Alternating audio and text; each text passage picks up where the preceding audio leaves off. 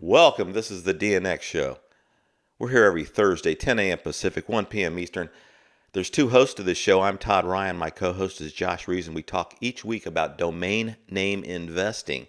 We try to provide some tips, some insights. So if you're a domain name investor, you may take something away that can help you in your endeavors in this difficult field. First, I like to start the show by saying hello to my co-host, Josh Reason. Hey, Josh, what's going on today? What's going on, Todd? How are you, man? I'm doing pretty good. I was really surprised. I don't know what that last England game, 0-0, huh? Okay, but you don't care because you're going to the next round. But what happened there? Just were they were flat? I didn't get to watch the game. Yeah, just wasn't the best game ever. Which is unfortunate because they started off well. There's a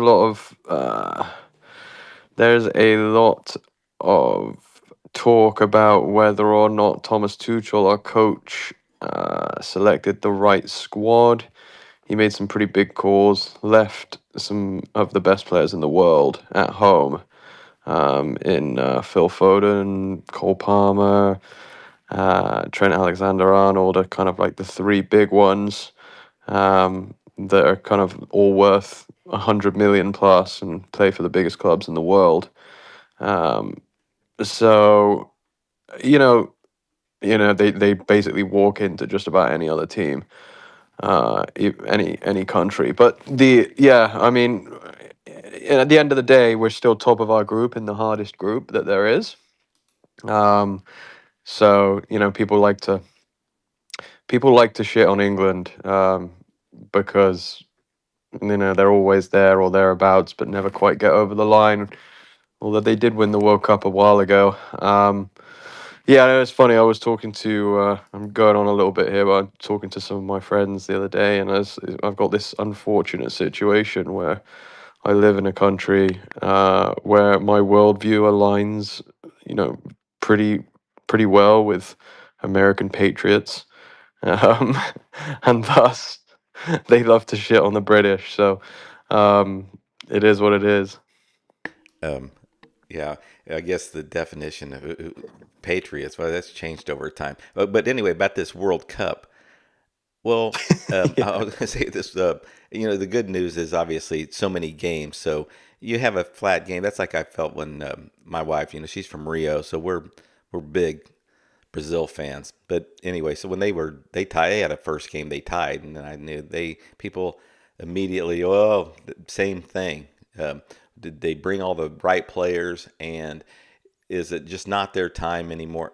But when you're the big timers, like England, like France, well, I would say like Spain more, even Mexico, Yeah. high expectations, and so everybody's watching them, expecting them to kick ass. But anyway, yeah, that's why I felt like Brazil had the shit or get off the pot. They did. They played pretty well the other day. But so I think, anyway, I love watching it. I'm really Yeah. enjoying this World Cup. Yeah, no, it's a lot of fun. I love the World Cup.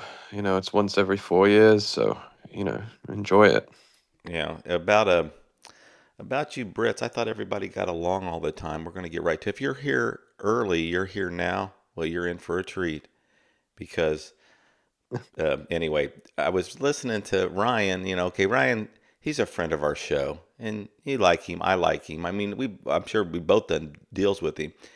Well, he's really unique in that. I know Nat wanted to listen to last week's show because he's like, yeah, what's all this guy saying about you know ICA? And I'm like, here's the best parts to listen to. Anyway, but I like that everybody's very outspoken, which I own veryoutspoken.com. It's like a domain or stupid thing. Okay, so, but, I'm trying to figure out. I know, he helps, he's trying to help people make money off of his, he's going to have podcasts or he's going to share, and then he's got this team and he's going to be prime minister in 3 or 4 years. But most importantly, so I thought he was on Sherpa because I'm watching his morning, he talks in the morning when he goes for his walk. And one of the first things he says is Drew and Josh are incompetent. They came off. They started off incompetent. I didn't know he was talking about you guys at first, but the only Drew and Josh I know in the fucking domain space. There's a few other Drews and a few other Joshes, but still. So I was guessing, and then I thought, but I didn't think, was he on Sherpa? Was there a Sherpa episode that they just taped? I didn't know what was going on, and then I see your comment, and I'm laughing because I'm thinking, oh shit. So yeah, Drew and you can competent. And then I see Drew says, yeah, the guy's fucking losing it maybe. But why was he talking about your intro into domain investing, that you had some learning years that, like, because I know Drew did. No, What was he no, talking about? he's talking about currently. He's talking about, you know how he is.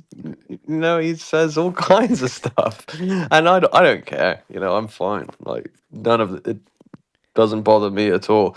But it'll be funny. You guys should definitely, if you don't normally tune into Sherpa anymore, you should definitely tune into this one, because you might have a chuckle or two. Yeah, no, I look forward to that. I watch it anyway, and I watch it sometimes at fast speed, but I try to watch it because I love the material for myself, especially when it comes to later this year. Well, I love making, I mean, they get some good stuff out of it. I mean, to make fun of people. But no, it's usually there's only so much content, live content like this, and I like DNW. Andrew, he's serious over there, but there's, I think, less editing with Sherpa than there is even with DNW. But I would love to. I know some of the good stuff you guys don't share on air because you guys get ruthless and mean to people and say rude things, but you cut that out, right? Am I right? I mean, I don't know. Yeah, I'd probably say a few weird things here and there. Hey, well, who's on this week's Sherpa? It's just me, Drew, Ryan, and JT. Oh, Ryan was on there. Yeah. Okay, so he was saying that. So I was right. So he was on Sherpa, and it must have Yeah, been he was saying that our kind of oh viewpoint on domains is incompetent. incompetent, I guess. Yeah. So it is real recent. So you're dumb recently. Yeah, yeah. But like, Yeah, it's just, yeah. Well, all right. Well, we can't. We did you nothing to make say your we look at that. you guys can make your own judgment when you watch the episode. Yeah, I mean, if I'm incompetent, then that's cool. I mean, I must have a lot of upside hey, because I'm doing all right now. yeah. I remember. It reminds me of when I moved out to LA in 1988. I was working for this company. It was selling phone systems. Anyway, I was living in Carson, California, and I went over to the Torrance office to get this job. This little company at American Business, no, American Business Phones. Yeah, my company's American Business Capital. American Business Phones, and they said, no, you're an idiot. They wouldn't hire me. And I was like, what the fuck? This is right near my place. And they said, when I moved out there that I had a pretty good chance. It was just a sales job. You'd only get paid commission, but chicken feed outside of that. So anyway, I go to the downtown office, and this guy, Kevin, hires me. And he's still one of my great friends today. I mean, he really had a lot of confidence in me, and I had hair standing on end. My hair used to stand up like Billy Idol. But anyway, so I ended up selling more than the whole fucking Torrance office anyway, my first year. And they had 8 people in there and a manager. And I told the little manager, yeah, I fucking outsold you, could, fuck you. And anyway, I got in trouble for talking almost, making talking bad to another manager of an office. But long story short is the very first deal I got, my first week I was downtown LA, and I went to this office, Rue de Rive, anyway, Street of Dreams, but it was a big fashion company, and they bought a phone system. And back then, I bought a phone system, it was like 50 grand. And we got 10% commission plus I was getting paid, but it was just a big deal for the small company back then. They're like, this guy's fucking first week, 50,000. But the real attractive woman that worked at the company, she was a model. She said, yeah, don't have Todd come back. He's incompetent. I mean, the guy's just incompetent.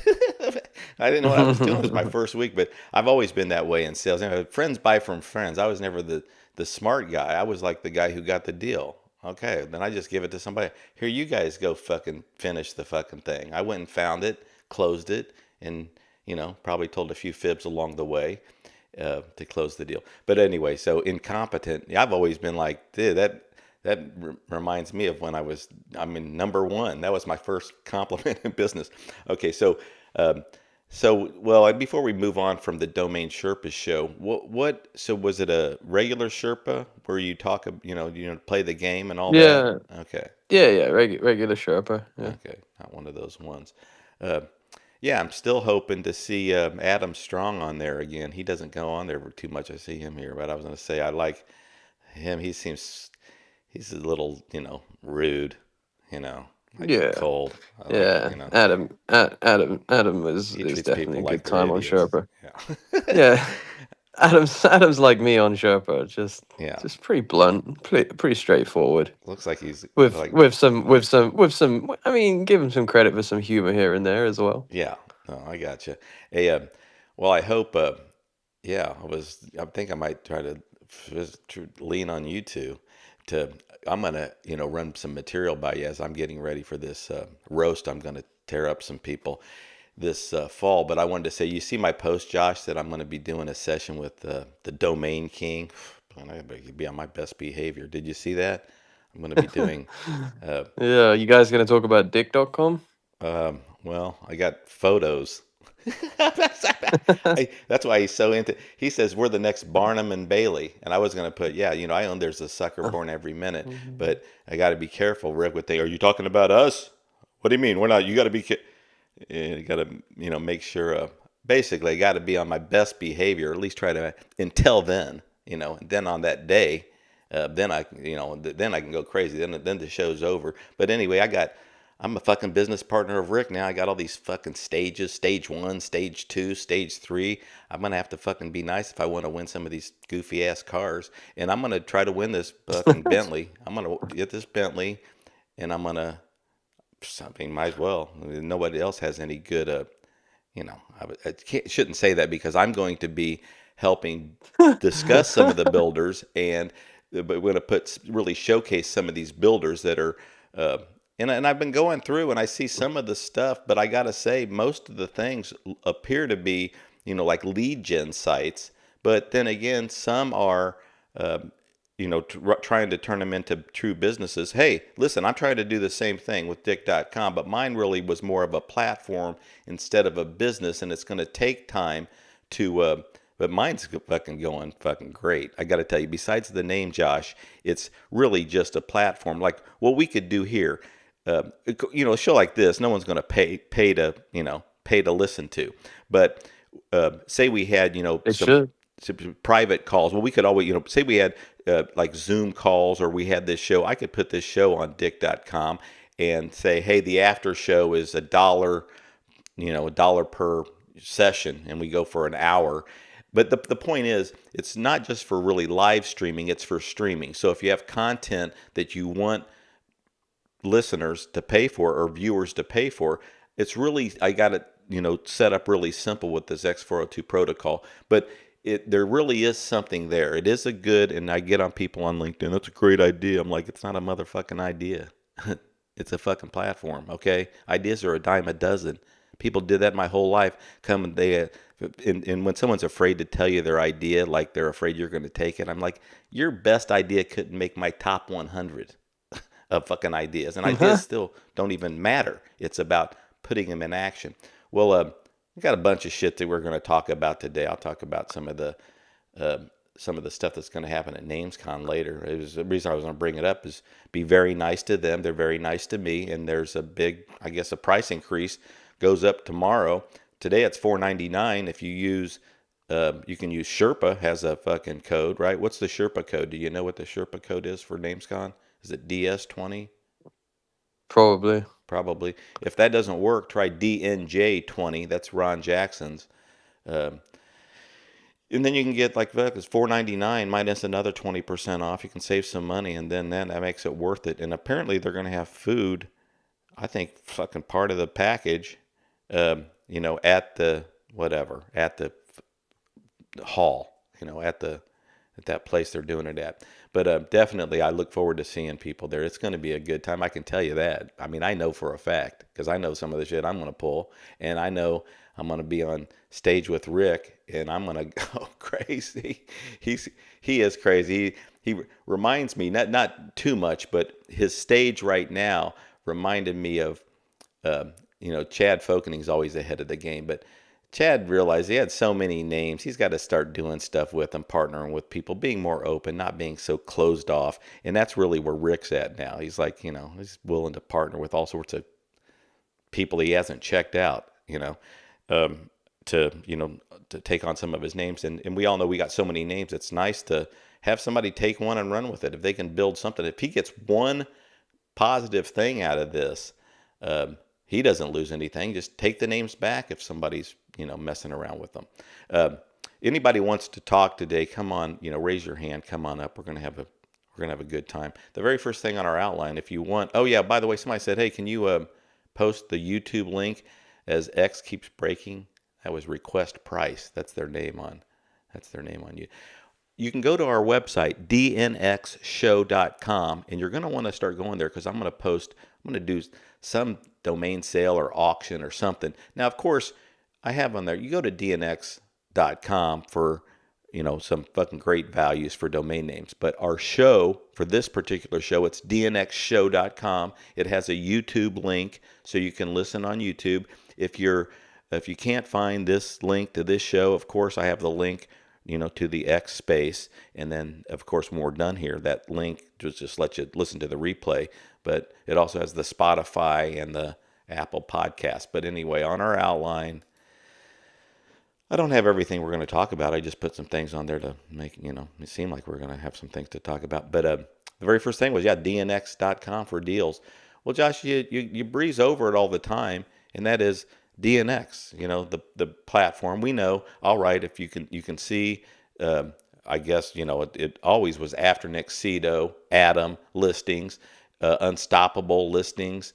What else is going on with just the marketplace, just the listing side?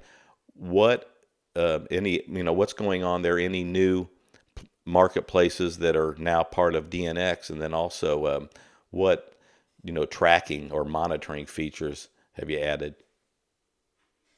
Yeah, I mean,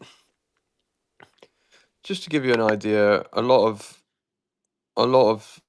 the focus on future developments is going to be deployed through the registrar channel. So updates from now on to the marketplace and whatnot will largely be tied in with the fact that we are a registrar, and there'll be probably DNX related listings. Obviously, we want to tie everything together: the landing pages, the portfolio management, the marketplace, the monitoring tools, um, bulk tools, and just uh, bring it all into the registrar. So a lot of the building will kind of take place after we release the registrar to the public, if that makes sense. I don't want to go into too much detail, but um, yeah, I think that for, like you mentioned, the monitoring, we'll add different levels to that. It's just, again, it's going to be a post registrar launch thing. There will probably eventually be some paid tiers as well as we deploy some of the updates that we've made to the tools that already exist. There's going to be, there will be power users that just have access to better tools, I would say, whether it be more filters, use of AI in the search, um, faster monitoring, meaning, right now you get pinged within a certain time frame, but, with a higher account level, be able to potentially get pinged instantly. Um, so, there are lots of things like that. But as of right now, nothing is changing. We still have the monitoring, we still have the portfolio management, we still have the landing pages, we still have the bulk search. Um, we do have something called Magic Search that is been worked on now for probably, I mean, we've been working on it for probably 5 or 6 months, um, which is essentially like a chatbot version of of Explore domains.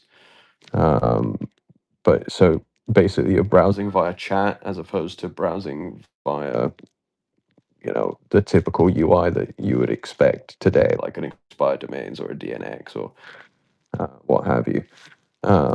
I do think that chat is the future of search, but it just nobody's quite got it right yet.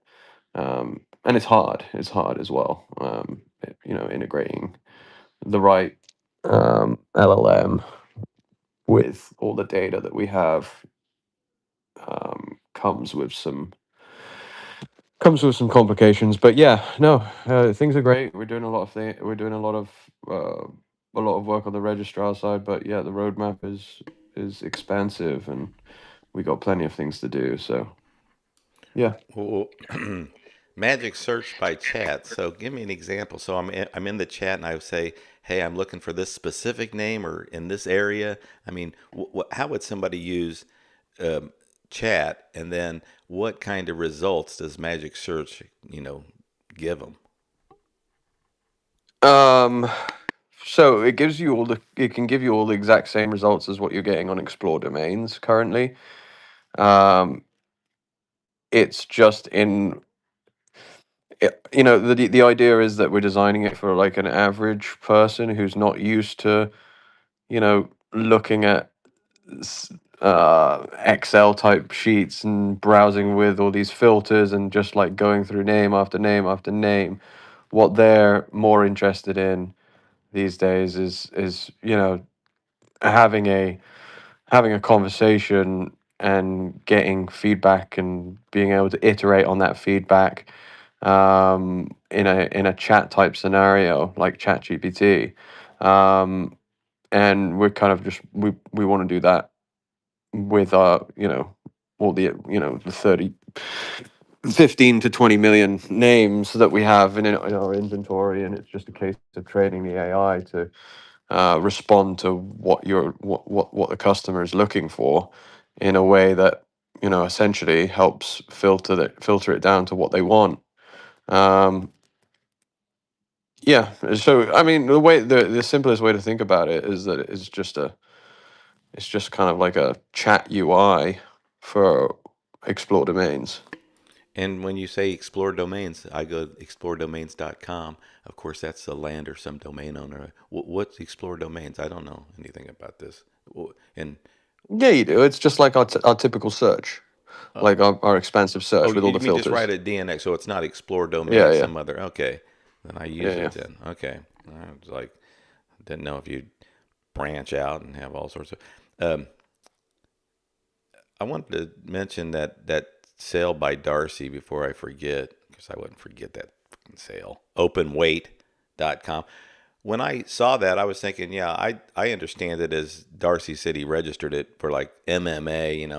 I used to box. Yeah, everybody used to box, right? Everybody's a tough guy. And when you just any weight, so an open weight was like, listen, so you go in, you might fucking fight a big guy.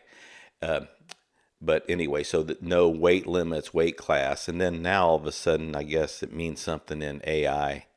But he he posted, and I was sort of confused. He's like he wanted to rant. I think he's here.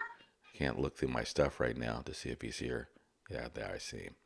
That's this guy in this boat. I mean, I gotta see this.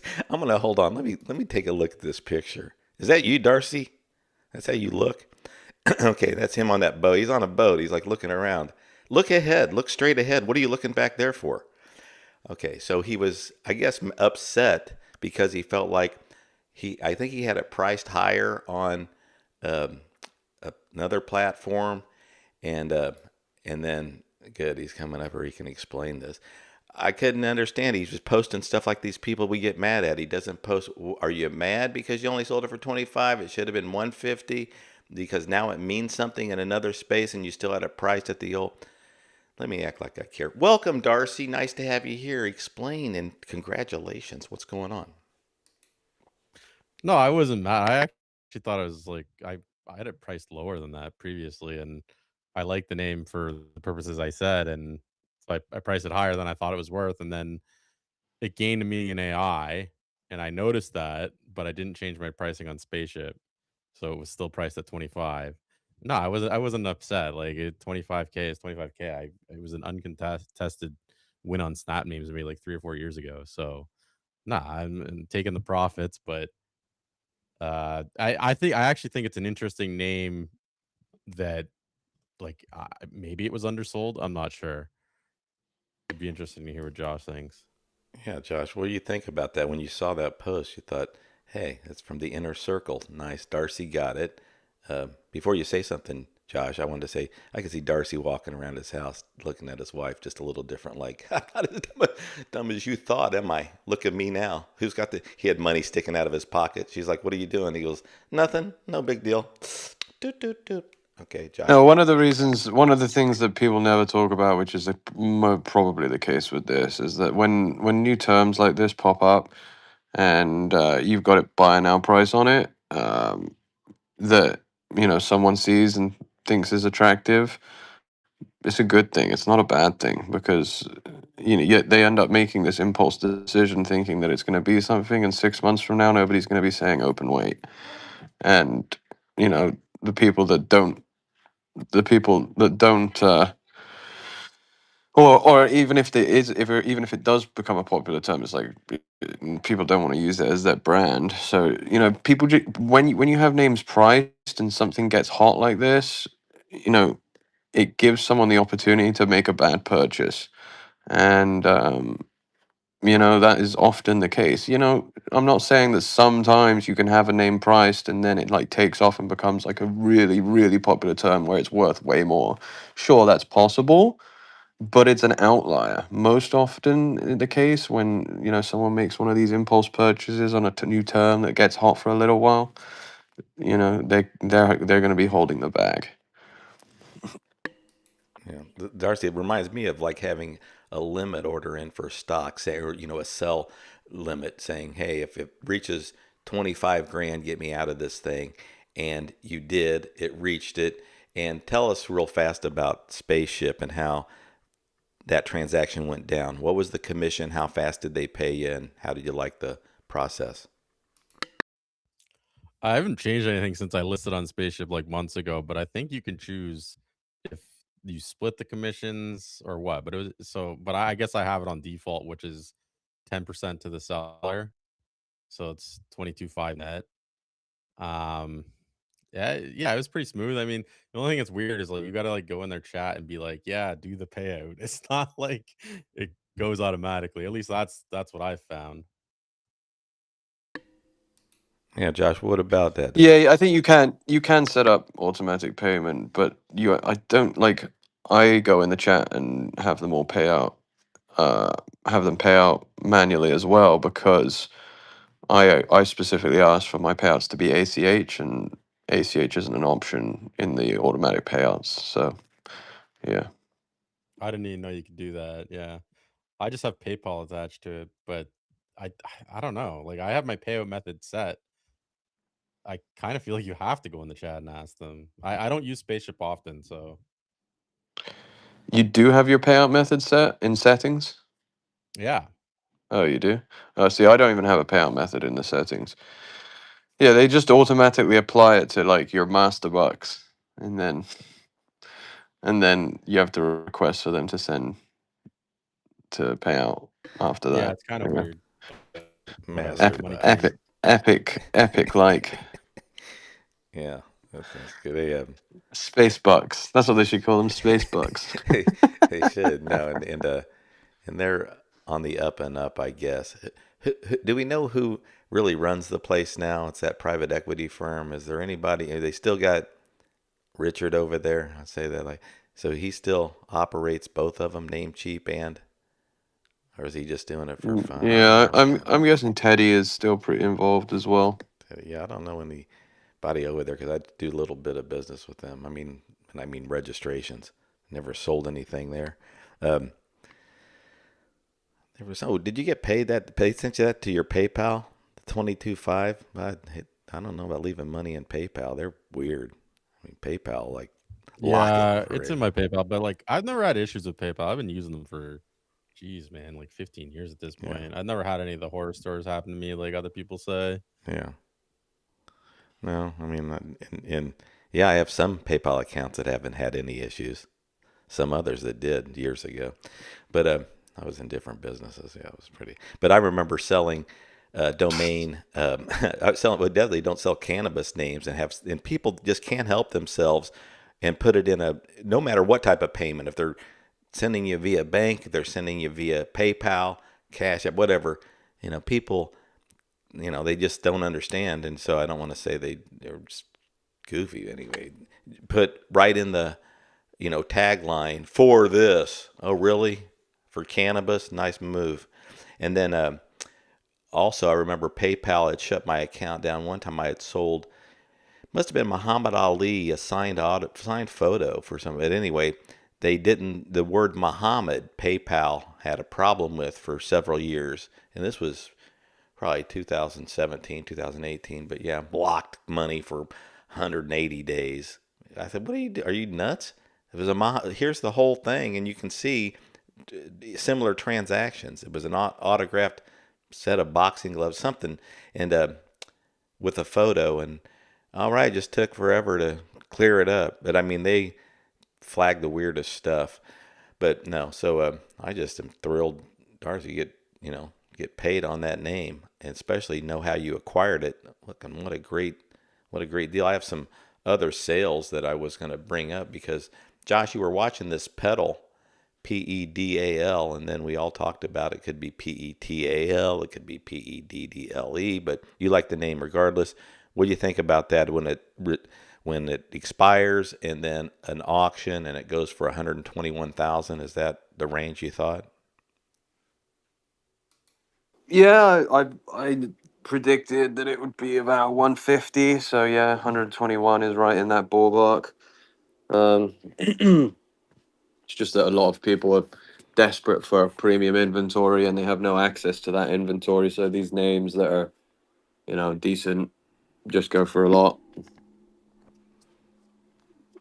Yeah, there's some people I wanted to mention. I'll say there's some people here in the crowd. I hope have a chance to speak, and I'm talking about David and a couple Daves, David and Mike Gaffney too. Big portfolios, but I was going to say I was going to see if Mike ever did anything with Doma because I wanted to bring that up for a minute too later on sometime because I saw the Costello brothers got smoothie.com on there, and then Chad's doing a few. I haven't done any of my names yet, so they don't, like, we'll talk to you more when you're willing to commit something, Todd. But anyway, also about portfolio sales, there was a gentleman from Asia who said, "Hey, I'm going to be selling my names. I've had these names for many, many years." You may have seen the post, Josh, and I said, "Well, what names do you have?" And then he said, "They're on my effing Twitter. Look at my timeline." So I look and I see mostly crap. When I say crap, mostly stuff that is not .com that I wouldn't be interested in, and then names that I don't think are great. But he did have quite a few four-letter, and some of them I was interested in, and I'm always interested if the price is real low. But it just seemed like he was done. He's going to liquidate his portfolio and was going to do it almost individually. But I know David S. was going to. He said he had his whole platform, ultra premium domains.com, for sale, basically being offered as the business along with 800 names. And I was curious how that turned into a transaction. I thought he had some announcements to make. So, David, if you can, let us know what happened there. But Josh, selling portfolios, I don't know. We touched on that before, but is I don't know. My question. I mean, is it possible? Is there any? I think Adam allows for you to sell a portfolio, put it together, but any interest at DNX in letting people offer portfolios for sale in the future?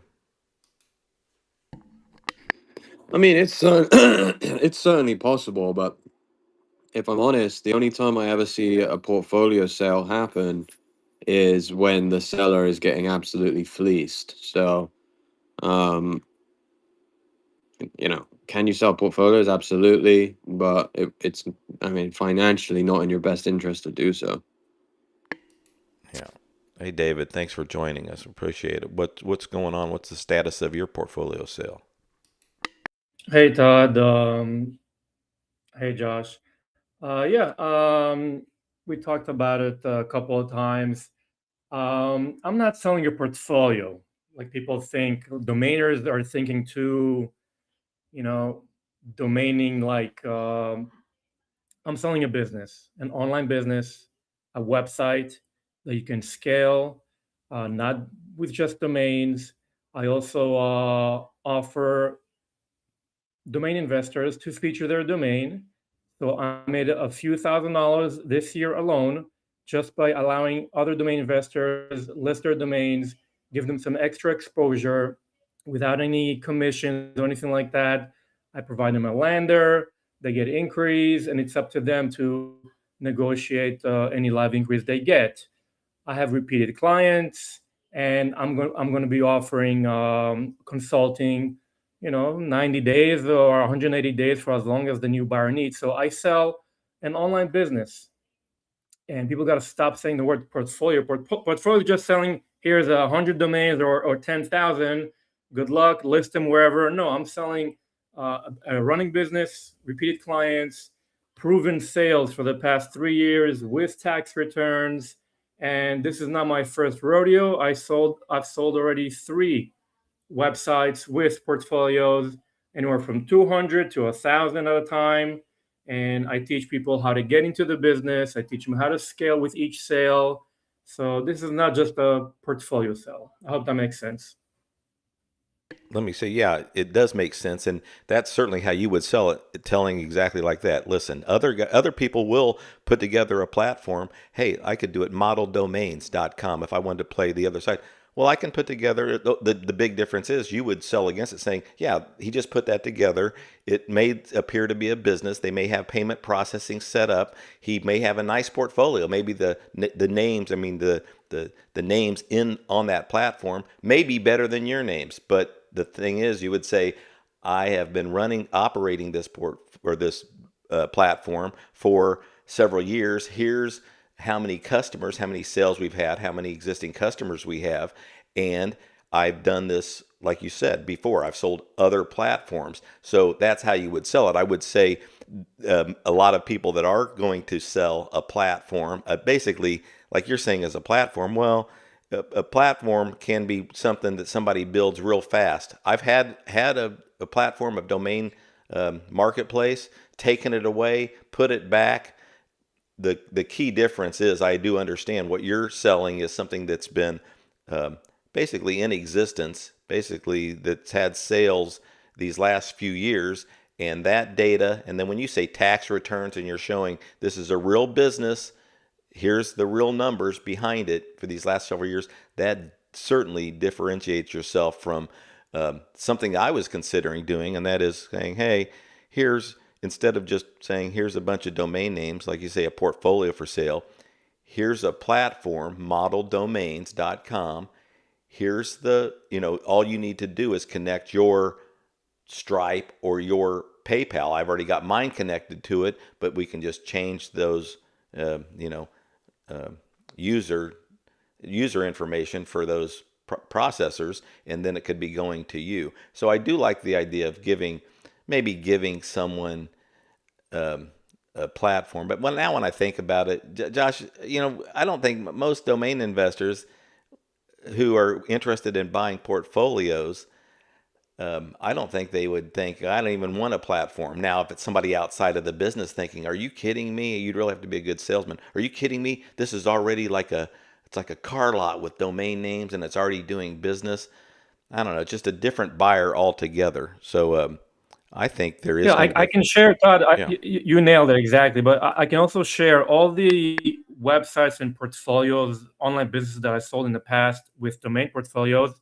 It's people that have nothing to do with domains, because domainers know you can go in an auction and buy a domain for $10, $100, or 10,000. They know that. They don't need me. They don't need my portfolio. They don't need my brand.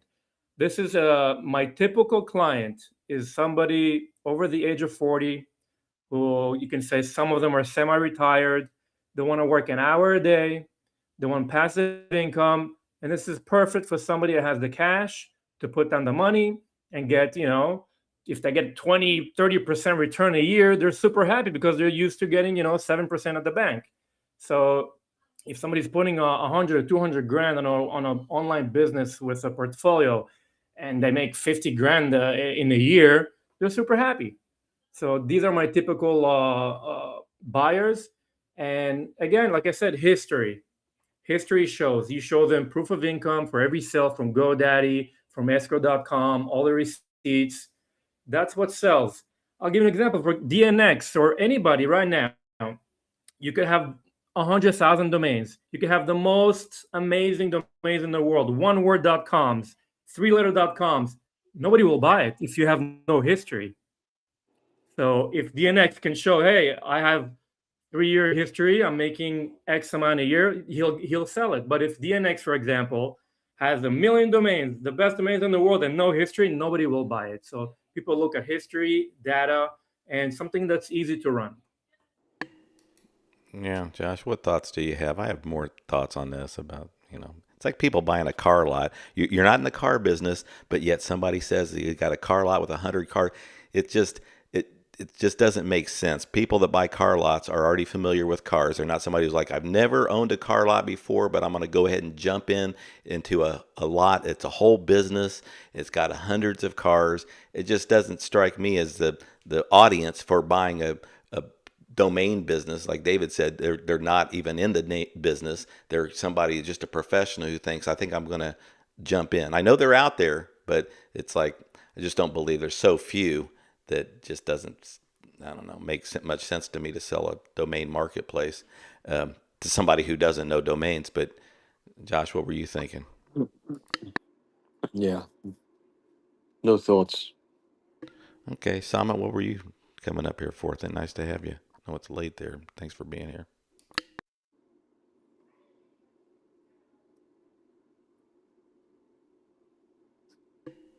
Sama, you didn't hit the right button. Drinking your warm milk. It's bedtime. Sama, what's up? Yeah, go ahead. You came off mute, then you went back on. He left and come back. No, but I was gonna say, David, you've sort of swam upstream. You have repeat buyers, and I believe them. I'm like when you asked Rick Schwartz last week, a couple weeks ago, he's like, no, never had them. That's how a lot of us feel. Like, yeah, I've had repeat buyers when I sold you. I sold the plural to them. Okay, I sold. Usually that's about it. Maybe a similar name.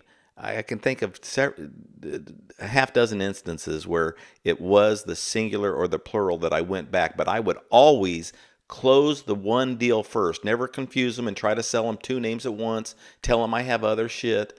Never. That's just minor league sales, salesmanship when you're doing something like that. So anybody that's listening now, yeah, if you think you have a few names that somebody wants, get them one name at a fair price, and then you can easily go back. You already have a relationship with them and let them know, now I'm going to even do you better. This really belongs with you and your portfolio and that name that you just bought from me. So never try to sell, multiple names to someone at the start. That's my opinion. And that's I do exactly that, Todd. Whenever I negotiate, when somebody inquires on WhatsApp or Telegram, we negotiate, we go back and forth a little bit, we dance, and then they give me their final price. And my famous line that I use all the time, I say, I'll agree to that price as long as the next time you need a domain for your next project, you come back to me.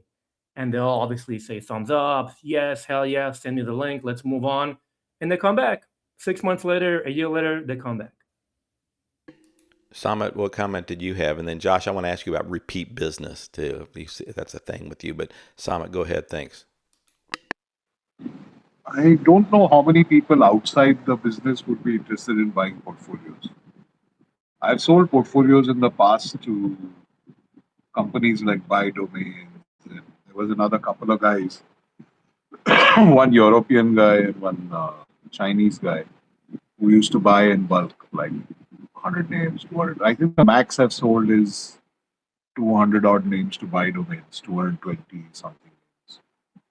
And that was someone else's portfolio actually. But there is a market out there.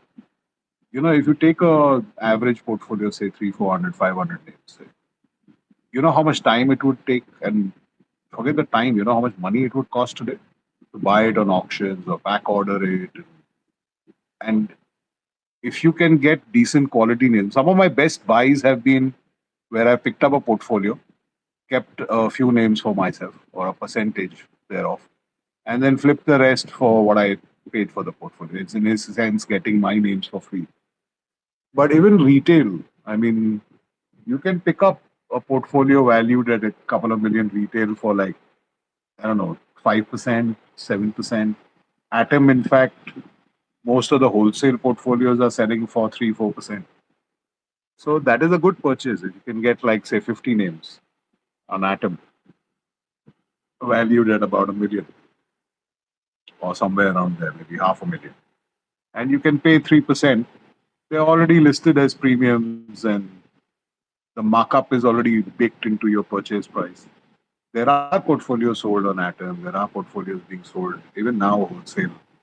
I know at least 5 or 6 people in the industry who buy portfolios. They might not want your particular portfolio, but they certainly are in the market and they have the money. The main problem is most people don't have the money. Like, to buy a portfolio, everybody doesn't want to deal in that $50 range. There are people who deal in 500, 1500. It depends on the quality of the names. I don't know. That's my take on it. Yeah. Go ahead, Josh. Every time that Sam said portfolio, David's just seething. I know. He's like saying it's not. This is your Exactly. businesses, but it is. I'm not selling your portfolio, goddammit. It is. It's frustrating, especially when you really do have a business. But Josh, what about repeat business? Do you get repeat business from buyers? I mean, you've had a lot of sales over the last 5 years. How much? Any repeat buyers worth mentioning? Oh, yeah. Loomis snagged. That's about the extent of my repeat buyers, but they're obviously representing clients. No, 0 repeat buyers. But I mean, it's because I'm when I'm selling a name, I'm selling it at a high price to an end user that is building a business and is not really looking to go out and buy multiple domains. They have one name that they need, and that's going to be the name they need for the foreseeable future. I've had people for different businesses come back and ask me to acquire a name for them on the brokerage side, but that's I couldn't sell that as a business. That they're coming to me. That's my personal brand. So yeah. Thinking about, people want to sell their portfolio, their lot of domains, because they're like, I don't want to do this one at a time. It's a headache, and sometimes they don't know which ones are worthwhile. But anyway, you have to do it just one at a time. So Sama was right that some people are like, listen, you guys, I loved it. I loved being here with all of you. I'm a domain investor. I went up to 200 names, 300 names, 1,600 names. Now I don't want in. I want out of everything. And then you realize there's no getting out.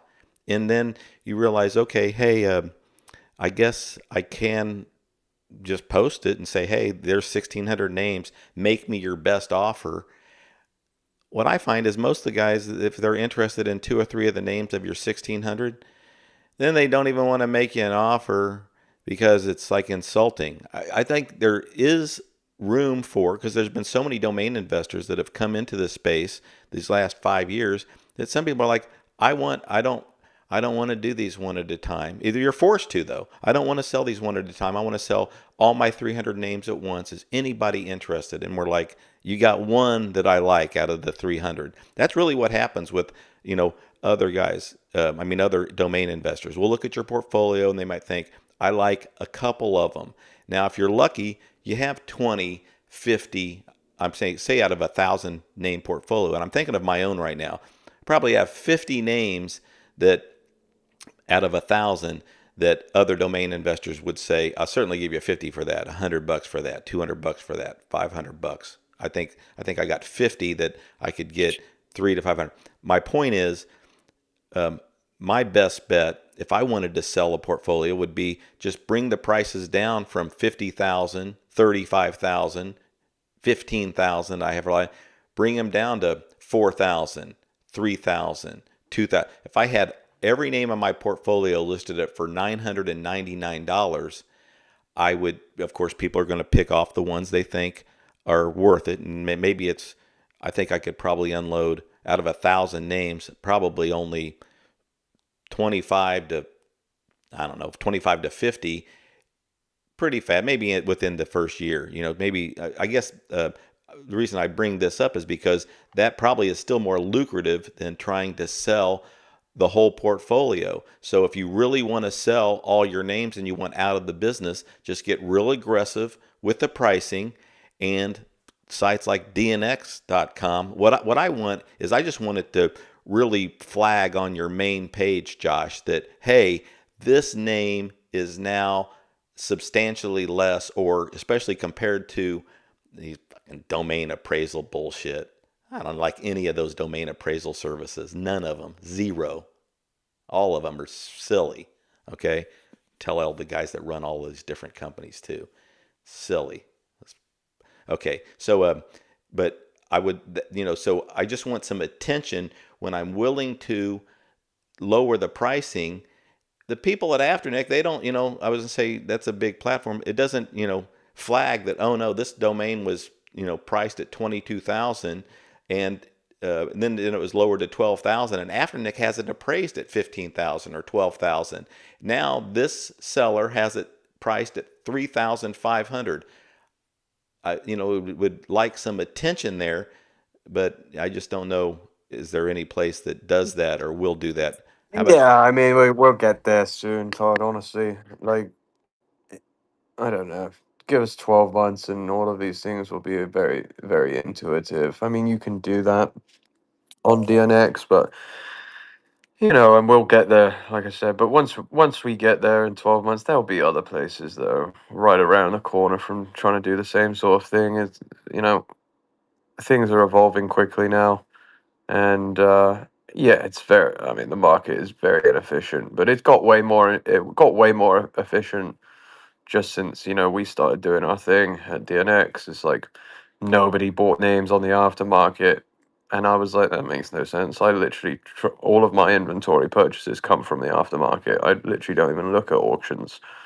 And then slowly everyone's starting to look to the aftermarket to make their purchases. It's just that things take time. It's like a turning. Like there's you gotta understand that there's a lot of older people in the industry that are kind of falling away now, and a lot of newer people coming in. The way that you know people go about things have changed, and people these days are a lot more data driven, using way more tools. Um, you can't invest in the same name. Part of the reason why portfolio sales are so hard is like I wouldn't touch anyone's portfolio, other than people that I know what they're buying today, like Darcy, for example. He invests in a similar way that I do. So I could easily say to him, listen, I'll buy your portfolio, and I would buy his portfolio without even looking at the names. But most people, I wouldn't touch, with a 10-foot pole, um, because a lot of the old legacy portfolios have honestly just shitty names that don't sell anymore. Naming conventions change, the way that companies and startups decide to utilize a domain changes, branding techniques change, and that's that's what you see. It's just it's an evolving practice. So if you haven't built the portfolio you either have like this old portfolio of amazing names, or you have a old portfolio of terrible names. It's kind of like not much in between. Yep. Hey, Arif, thanks for joining us. What comment did you have? Hey guys, yeah, I'm just like, I know everyone likes to talk about the portfolio sales and whatever it is, but the main business isn't really meant for that, right? There's certain businesses where you have high multiples, low sell-through rates, and still make a profit, right? I mean, like look like antique shops or like comic book stores or collectibles or whatever it is. These businesses, they buy up stock and they make their sales and they're profitable year over year, right? But when they do have to shut down, they sell at pennies on the dollar compared to what's on the sticker price and compared to end user pricing, and that's okay, right? I mean, like for me, it's like I make my profit, Josh makes his profit. We all make our profits on individual sales or maybe a couple sales here and there, and at the end of the day, as long as we're making our profit year over year and putting money in our pockets that is sizable and significant, and over the first few years we pay out all our initial expenses, and over time we're starting to, it's only a fraction of our profits that we're putting back into new inventory, then it's fine. Like, I mean, you can be a domain investor for 25 years and make profit for the last 23 of those years. I make really good money. And at the end of the day, yeah, if you're stuck with not getting the absolute peak value for your domains at the end, that's okay, right? Because you haven't lost money. You've made all your money over the years. And it's just that there's certain types of businesses where it's like, yeah, it's less sexy to liquidate, but it is what it is. If you're toughing it out for multiple years as a main investor, you will make your profit. And if you close and lose all your inventory at the end, that's okay because you've made your profit. It's not ideal, but it's not the end of the world.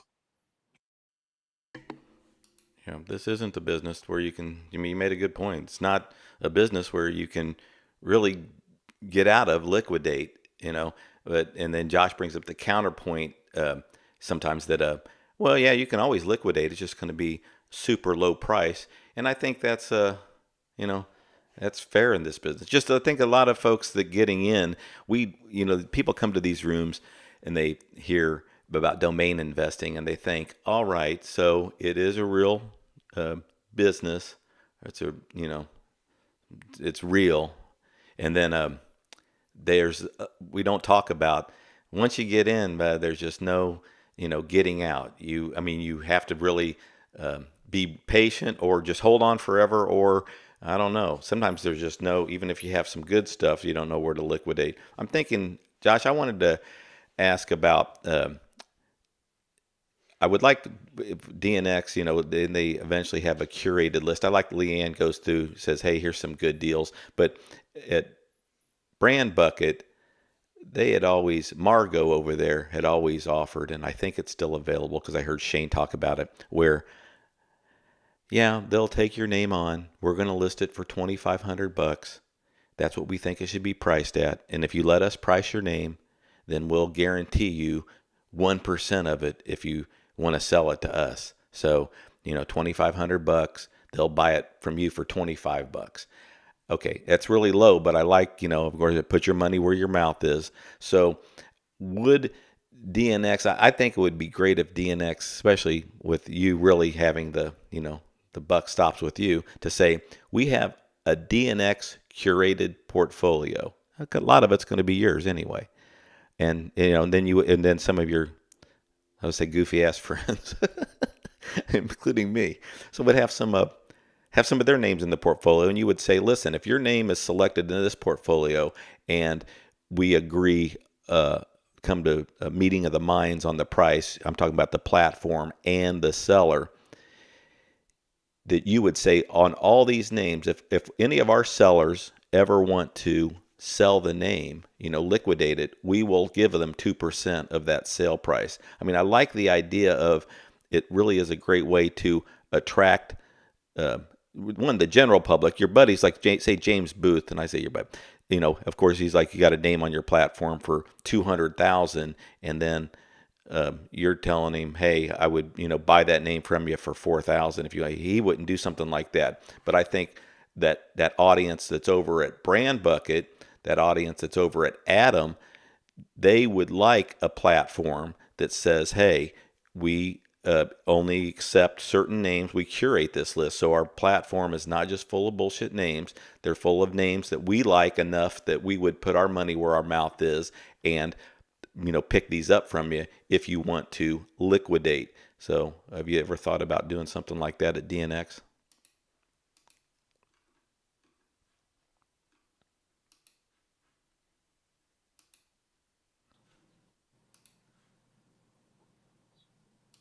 I can wait. I can wait a long time. Well, I have something to say on the topic. So Sorry, I was on mute there, but my apologies. Essentially, yeah, we do that anyway, Todd. Like, and so do all of our users. We have, like, myself and I don't know, 100 other people are checking DNX every second.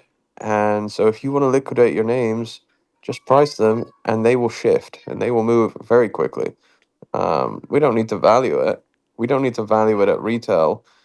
You just, if you want to sell the name, you gotta change the price from retail to wholesale. You change it to wholesale, it will sell.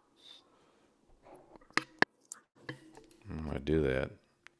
Hey, Ish, what's going on? Nice to Yeah, have but you. you don't. If otherwise they would have sold, Yeah, or they're just not liquid.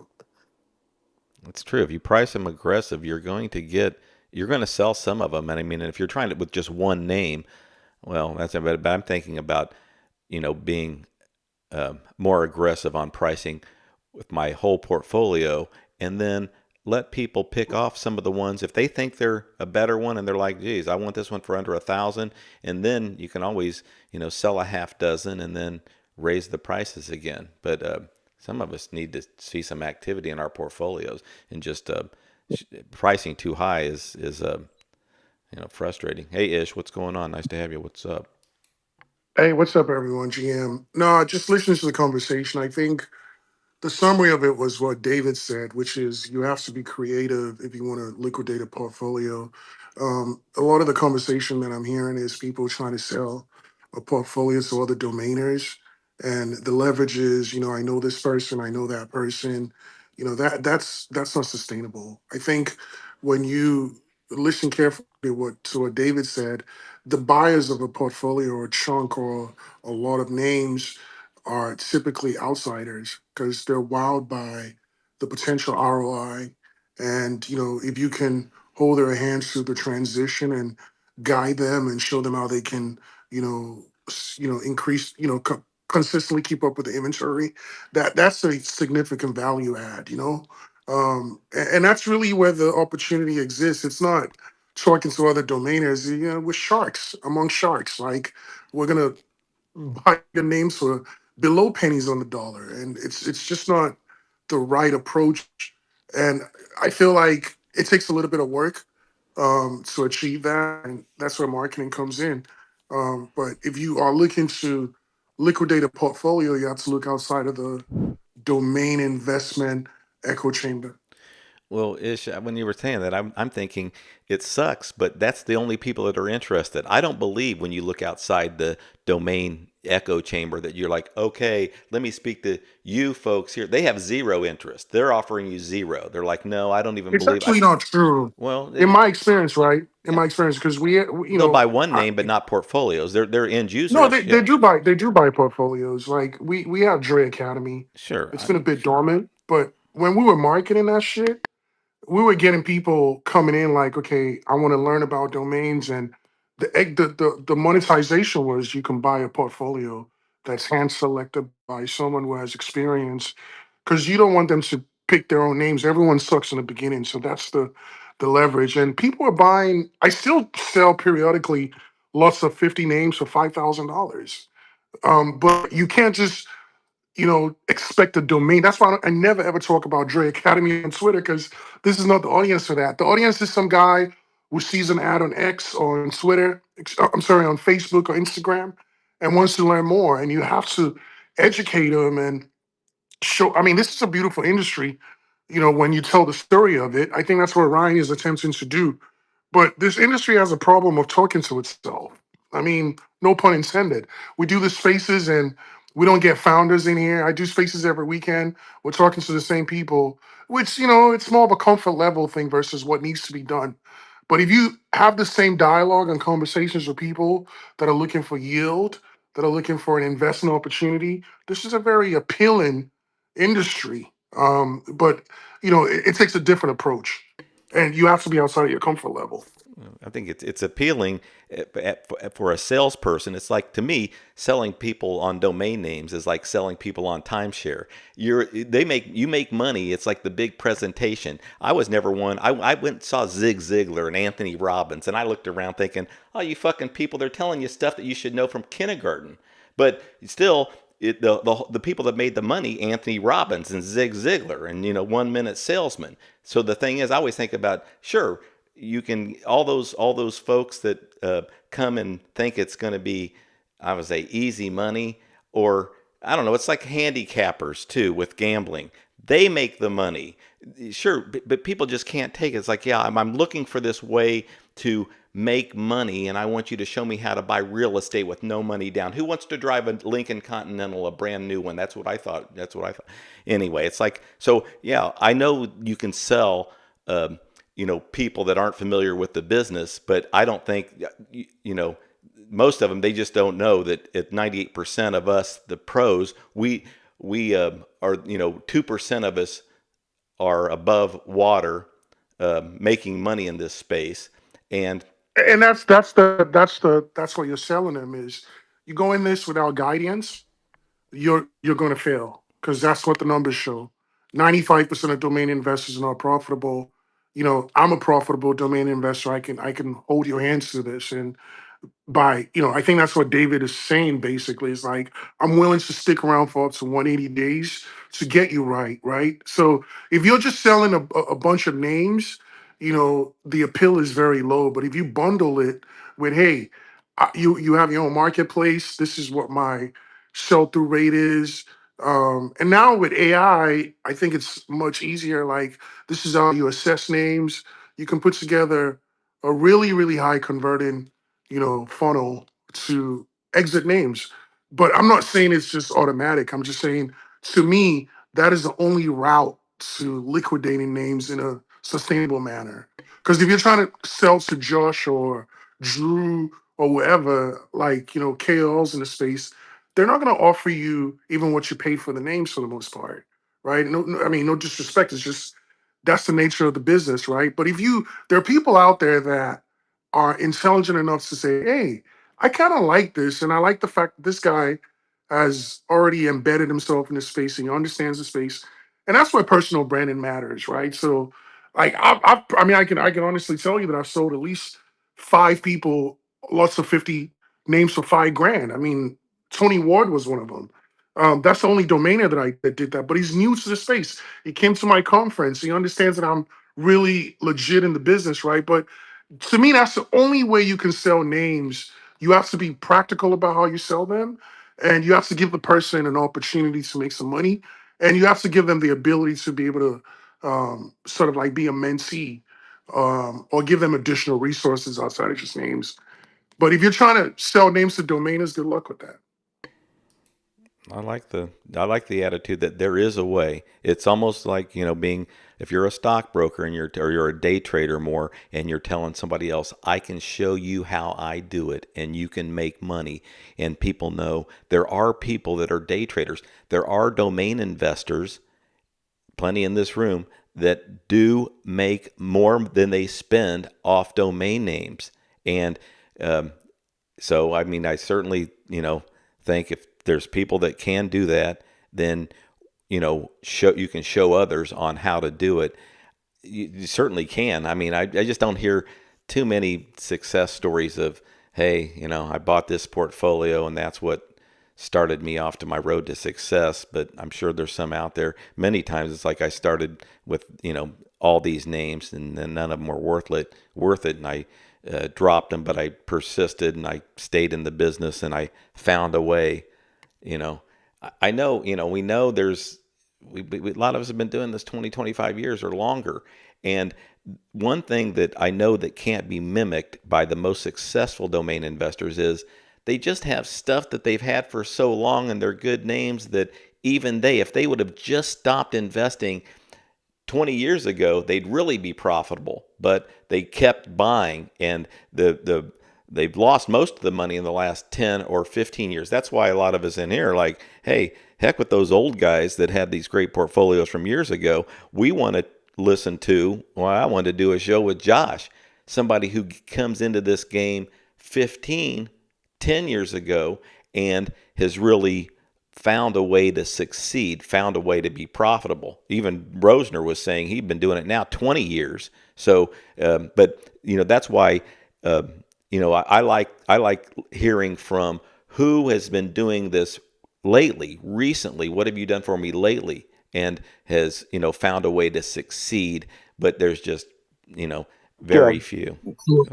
We also remember that at around that point, 10 to 15 years ago, 12 years ago, whatever you want to call it, the quality control or selection process for growing a portfolio changed dramatically, right? When parking revenues kind of just tailed off, right? All those domains that were, that previous generation that they looked to buying, which were good buys, right? Like when there was parking money coming, like there was a different type of domain that were profitable and made sense to buy, which today do not, right? So there is a bit of a generational change. So at some point, those people with old portfolios did need to liquidate a lot of their domains or just drop a lot of stuff. But there's other stuff that it was still good, on a brand basis and stuff that we all sell today, right? And so as long as they made the right shift and dropped what didn't work and kept what did work, and changed their acquisition methods and criteria, and it's fine, right? You have to adapt, and domains, it's not too quick that things change. I mean, yeah, last few years you can say, oh yeah, AI grew a bit, and yeah, the alternate like non.coms, there's a bigger market for it, and the prices are going up a bit, and it's not absolutes, but things change, and if you're good at adapting and understanding what's still currently selling, and you review your portfolio every year and drop what doesn't make sense, and you're still acquiring stuff that makes sense today, then I think people are fine, right? It's just that for the most part, I think most people coming in, it's not about what's good today. It's that a lot of people coming in, they just don't understand what's good at all, right? The people always make the mistake when we're coming in, including myself, all of us, right? We start dreaming up, end users, right? And somebody's going to buy this for, $50,000. Oh, Elon Musk is going to come and he's going to buy all my domains because of this really crazy idea that I have, but it's going to work, and he's going to understand it, and he's going to pay 100x what all the other sales are tracking, right? And that's the problem with people coming in. Most people coming in are just dreamers, and they don't understand the real fundamental reality of what it takes to have domains that actually do sell and are profitable, right? Because even if they selling domains isn't enough. You have to sell enough domains at a high enough sell-through rate that your overall portfolio is profitable. And that's what most people don't grasp. It's a hard business. Picking up names on the aftermarket now is expensive, but there's a lot of great stuff dropping all the time. I was looking at, so many drops, big names dropping. We talked about Pedal, Pedal, and 121,000. Boy, when a registrar has a name in its, under management in its system, and it drops and gets that kind of free money, I don't care about all their other overhead. It's probably GoDaddy when that's just ridiculous on their part. But you could run, and some of them do run real tight ships, at their registrar, a name drops, and then you get a nice price for it. I saw tylt.com sold for $23,472. I believe that was also a drop at Afternic. I'm going to check, but any tilt, obviously spelled with a Y, but that's Todd, yeah. sorry to cut you off. What do you think of deed.com, since you're in the legal side of things as well? What do you think of deed.com? I saw that, David. I thought, yeah, 4-letter begins with a D. I'm all about that kind of stuff. Yeah, deed. Gee, But really, a law firm will buy something like that? You think an end user will I was thinking, obviously even more in real estate and title companies and stuff like that. But deed, it's just so good, easy to spell. Obviously one syllable, 4 letters. What do they call that when it can go forward and backwards the same way? And this one doesn't matter on that. But what is it? What's that word? Come on, all you smart people on stage. Palindrome. Oh, palindrome. Yeah. Um, okay, so yeah, Deed. That one, I think that's at auction right now, right, David? Everybody was gonna guess and see Yeah, what. it's some GoDaddy auction. Yeah, it's already like $80,000 or $90,000. Yeah, That's gonna be big as well. And Hurt, Indeed, yeah, the crazy week for GoDaddy.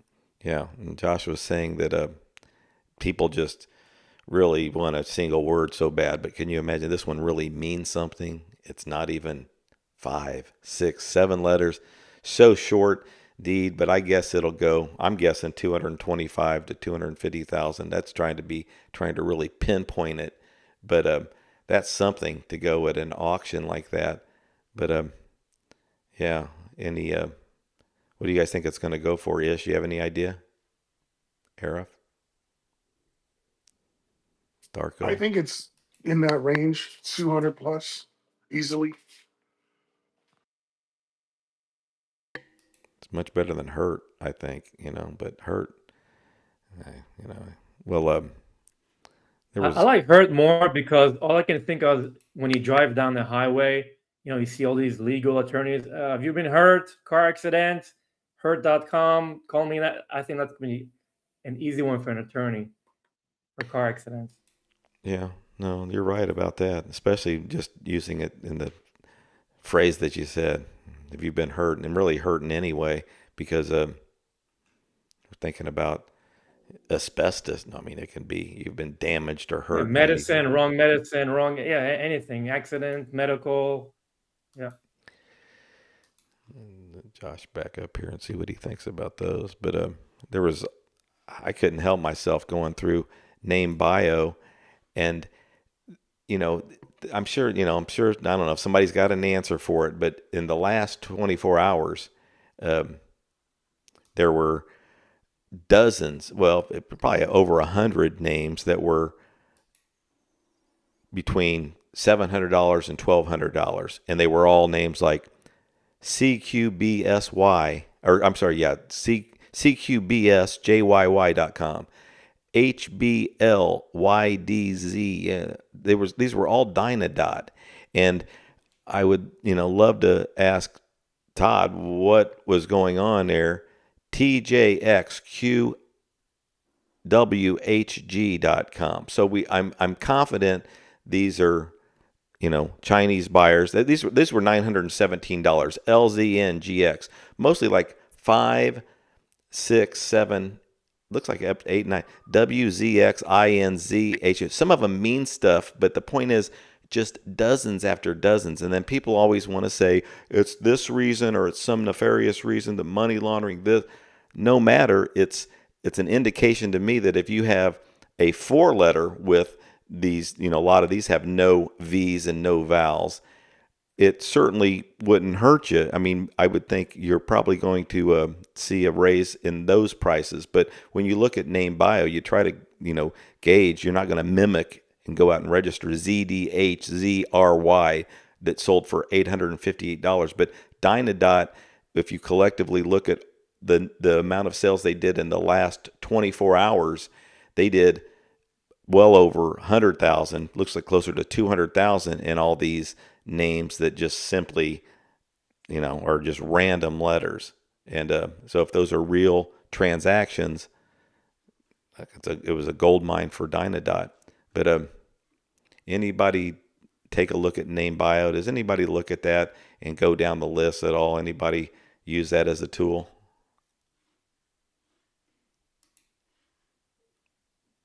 No? Okay. Hey, Josh, that name, DEED.com, you were saying that, single words are so attractive and people want them so bad because they don't have any in their portfolio. Something like that. Where do you think that's going to end up after, Nick? It's a GoDaddy expired auction. Where do you think that ends? Deed.com. Gosh, DEED. I mean, a lot. Yep. 250. Yeah, that's what I was saying too. And boy, it's going to be a good one. Is that your youngest right there? Yeah, yeah, How old? yeah. That Deed is, would How old? is Too? my Deed would two. actually close for more than Hurt, in my opinion. You You think it'll think go which for one three, goes you for said? what? Deed would go for more than Hurt. Yeah, I think so too. Although hurt.com is really good for like a big law firm or something like that. But I agree with you. Yeah. So Josh, Injury I law, think Hurt is a better injury law name. is a huge lead gen business, and hurt.com is very good. I mean, when you really think about it, Hurt.com is a much better name. Yeah, I mean No, but probably. it's also tied into a to an industry or a particular usage. A high paying Deed could industry. be anything. Deed could be anything. It doesn't have to be legal. they're both Yeah, just but great names. the CPM for liability or being hurt in an accident is very high, and that's just I can't think of a better legal name now that David explained it than Hurt. It's a really really good name. It's 15 up to $1,500 per lead, or like 2,500 for a live call, qualified live call. Yeah, Like yeah, to but Hurt. I get all that. But deed can be used for forget legal. It can be used for anything. I It's would such a argue the brandable. You could property.com is better than deed.com. Deed is a It's a very narrow category. Yeah, industry. it's a category no, no, within the no. niche. You're trying to shoehorn it into a particular industry.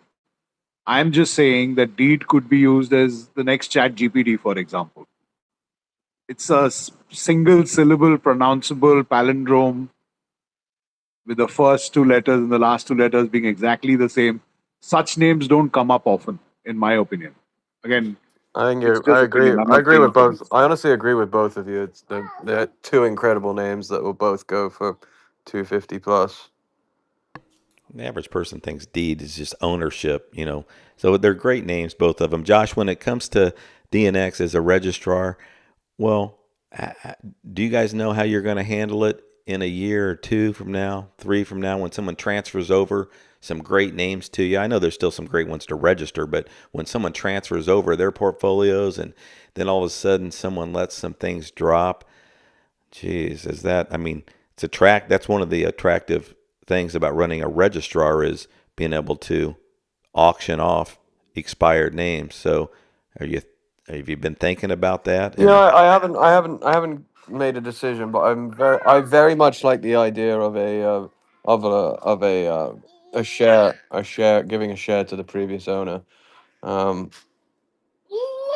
quite a large share, but I haven't decided exactly how much or whether that's the route that we'll go. But I definitely will be exploring that.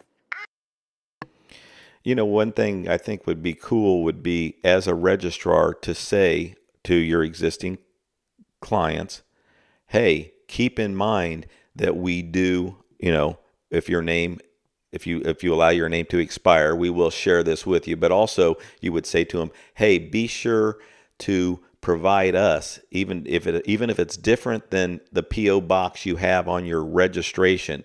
Be sure to provide us contact information for you as a security in case your names do expire in the future, something happens to, people pass away, that if you leave, guaranteed contact information, I mean valid contact information, then if something happens and the names expire and you end up selling them, that you'll send to that, that I family don't or think that. I don't think I would go. I don't think I would go that far. I Yeah. would. You would. It was. I'm not. I wouldn't be trying to run a charity out of it, but I certainly would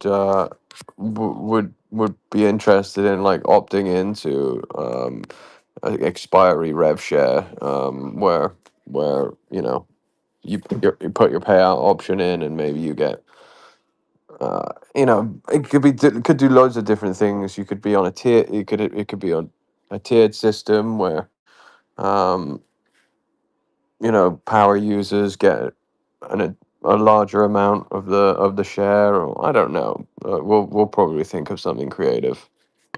Yeah. No, that makes sense. And that's a better business decision too, instead of saying, hey, don't forget, we're going to. just be upfront about it. But the point is, yeah, I like that you're willing to gamify some of the stuff, and it does make sense if somebody buys more from you or spends more, or they subscribe to a premium tier, that yeah, maybe they get 60% when other people might get 50 or 40, whatever. It's interesting. I mean, Josh, it's very interesting to watch some of the other registrars out there, how they've been fortunate enough to get some domains under management. When they expire, how do they handle it? But then also all these tools that, whether Atom builds or Dynadot builds, it's interesting that you're going to be, participating and competing with them. And a lot of us, look forward to, dude, I'm into it. I mean, I'm into, as long as it's just reasonable too, to transfer names over from, I don't need a big break, but transfer names over from this registrar to that registrar to know, okay, I get a good transfer in price, and that next year when I renew, I don't need to, transfer out again. I really like what Dynadot has done with, just getting rid of a lot of the markup. They pretty much sell everything at about cost, and they're like, we want to make money off of you in other areas, and hopefully you'll sell your names through our platform. So, all right, we're going to go on for another 25 minutes. Anybody want to jump up and say stuff? Todd, in regard to that Dynadot sales that you mentioned a few minutes ago, all these $800, $900 sales, I looked up about 7 random out of the list, and they'll have 0 backlinks, 0 SEO. Smells like a laundry detergent. Somebody's doing something here, my opinion. Yeah, just so many random ones, and it's probably right. Somebody spending a bunch of money from one portfolio to another, but they did it through Dynadot. It's just a lot of unanswered questions there, but also as just an average domainer, you look at stuff like this and you wonder, what is it? We know, there was all sorts of bullshit with parking. A lot of the big parking companies, once they went away, the only ones that stuck around were ones with a lot of trademark names. We know we can't touch that as a reputable business person. You can't be making money off somebody else's trademark. And then with regards to these transactions, well, it really litters up name bio. There's anybody, go check out name bio, especially if you got a subscription, and look at all the stuff there and just think, okay, what does that even mean? David's probably right. Josh, there were plenty of, I'm not going to go through a bunch of sales, but I did have a few on the outline because I thought I was saying tilt, but 38q.com. Okay, these are names. I have some like that, sold some like that, but just because they're short, people ask, well, what's that mean? I don't know. They don't mean anything. But that one, 38q, was a drop, and somebody picked that up for $12,588. There's, really just foreign buyers, Chinese buyers buy names like that. Before I get on this next one, I wanted to ask you about telepathic.ai. Josh, do you have any 3-character names at all, that are 2 letters and a number, 2 numbers and a letter, any bullshit like that? Yeah, but not bullshit. No, like they all have meaning. Some sort like v2h.com, which is like vehicle to home. It's like an energy thing. So yeah, I have some stuff, but it has meaning. And the I good, sold a bunch of these, Todd. I'll yeah. tell you what, any 2 numbers, no 4s, no 0s, and increasing numbers, meaning 38, 37, 39, not 31. We're not going backwards. Any increasing numbers, whether it's in front or behind a letter, the Chinese market loves it. I have about 200 domains with 3 numbers and a character, and I sell these for $5,000 to $10,000 a pop. Increasing numbers, good numbers, 3, 6, 9, 5, 7, 8. Increasing, no 0s, no 4s. For them, it's the best. They do a lot of gaming, adult content on all these 4 and 3 short character numbers, but 100% Chinese market. Yeah. eName just moved some buy now domains or some section of their marketplace to 313.com. Chinese, for some reason, love numbers. Yeah, I know 313.com. They're a huge company. They bought a bunch of domains for me as well. And yeah, that's an amazing domain. Look at 313.com. How easy. That's super easy to remember. Yeah, I want to bring up telepathic.ai. The person that sold it for, I think, 12,500 said he bought it 2000. I don't know, owned it 7 years, so whenever that was. But that's, I think, a standard story. People don't realize that a lot of these AI names, good ones, were picked up that many years ago. Everyone sees a .ai sale and they think the guy probably just registered that a couple years ago. No, he had bought it. I don't know, maybe he did register, but Josh, telepathic.ai, holding it for 7 years, 12,500. Is that, do you think just like that's a standard story in this space? Do you think AI is losing its luster a little bit, the .ai? Any thoughts?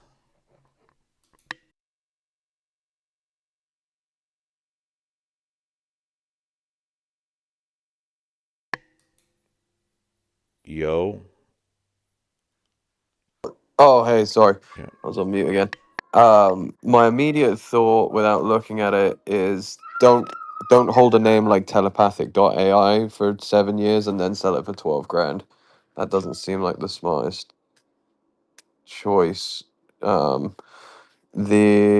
.ai market is certainly not cooling down. I've got a high 5-figure sale right now in escrow, and I just closed one that I mentioned, I think, last week. Yeah, the .ai market is in full force. Yeah, I saw NameJet and Snap Names up. I went visited NameJet and I see they updated their web pages, and looks like I guess Snap Names did too. I saw an article on DNW.com today saying that they did. I was looking at some of their sales, but did you notice that, Josh? Do you even go to NameJet or Snap Names since you don't really buy on the expired too much? I'll occasionally bid on snap names. I don't use NameJet, but it's the same thing. Yeah, I guess I've bought 2 names at auction this year at snap names, 2 or 3. But if I'm bidding on something in snap names, it's typically, high 4 figures, low 5-figure type name. Yeah, they sold OAO for like 85 grand. Let me see what that was like. Yeah, 82,501. These drop names, I don't know. It's just attractive. I mean, it's cool to see if you like the company that has it under management that they make that easy money. Josh, there was somebody who sold a name that you were like, geez, that was a real undersell of the year. And he took the post down, and I remember the name, and now I forget it. Remember what that was? Apparently he sold it in 2023. So I don't know why he was just posting it now. Right. Maybe it was the end of an NDA, but that I guess it wasn't, because then he took the post down because they said don't share it. So maybe he just felt like he needed a little attention, needed to get a little pat on the back. And yeah, good for him. Yeah, I think The deep.ai, that one. Yeah, like if you sold that name today for 120K or whatever it was, it would be a severe undersell, because that is a top .ai name, like top 10 type name, like unbelievable domain.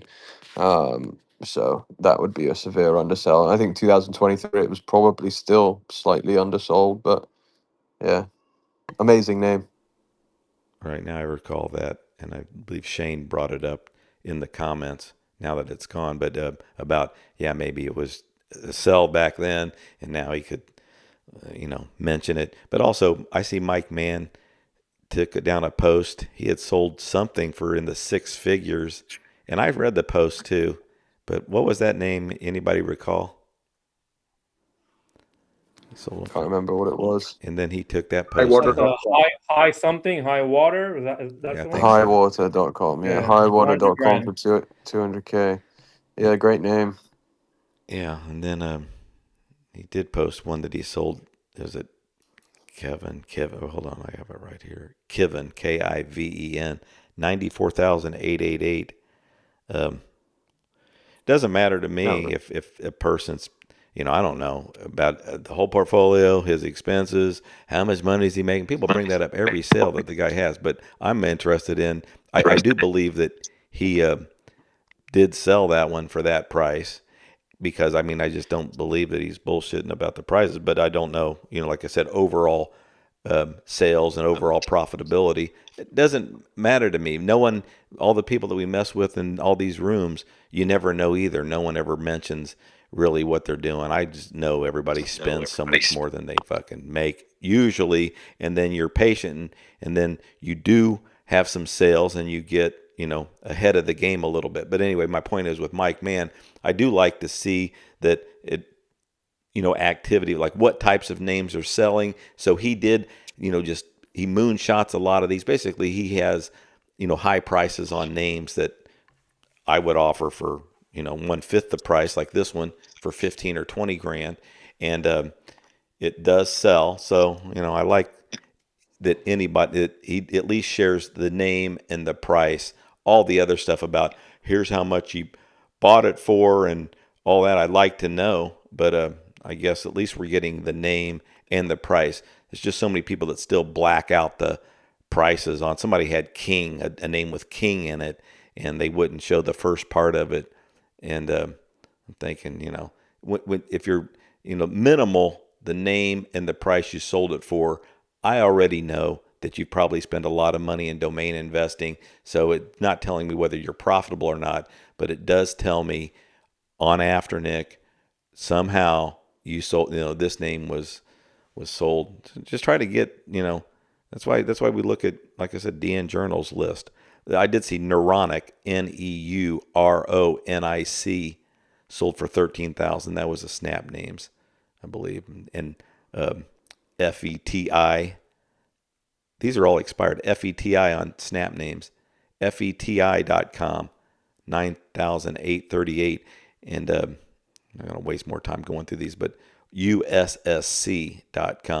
I remember Shane, see you down there. If he's still here, I'm not looking right now, but was talking about possibly a stable coin.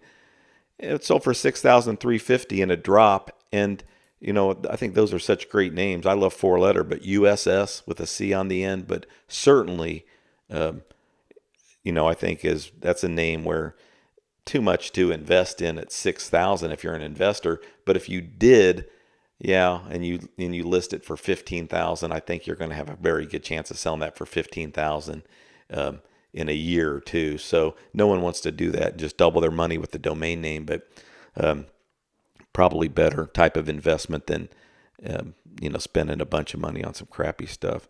Let me see here. Yeah, there was no other sales I was really interested in. There's a lot of stuff posted about hey Shane, thanks for joining us. What's up? No, I was just going to say, great show as always. But on USSC, you should see the amount of inquiries and landers, and it, by far of the names I have, it's gotten more in the last month than everything else.